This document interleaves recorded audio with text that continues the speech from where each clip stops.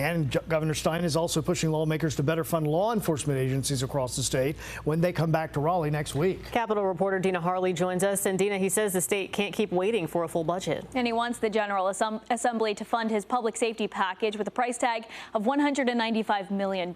He says lawmakers really need to get this work done.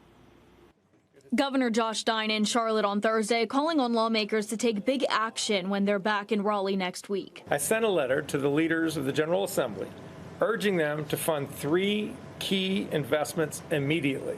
That first investment is a major one. Governor Stein wants the General Assembly to fund his $195 million public safety package. It provides pay raises and recruitment and retention bonuses for state and local law enforcement officers, increases co-responder teams, defends North Carolina's communities from community and school-based violence. While he's focusing heavily on public safety in light of the fatal stabbing of Irina Zarutska on a Charlotte light rail train, the governor says the General Assembly needs to take action for North Carolinians in other ways too, like protecting access to Medicaid. Without additional funding, the Medicaid program will be forced to make painful cuts to the rates that it pays our healthcare professionals, because by law, the system cannot spend money that it does not have. He also wants lawmakers to fund substantial raises for public school teachers across the state, something leaders on the State Board of Education say is desperately needed. Increasing teacher pay will ensure that we have the opportunity to recruit and retain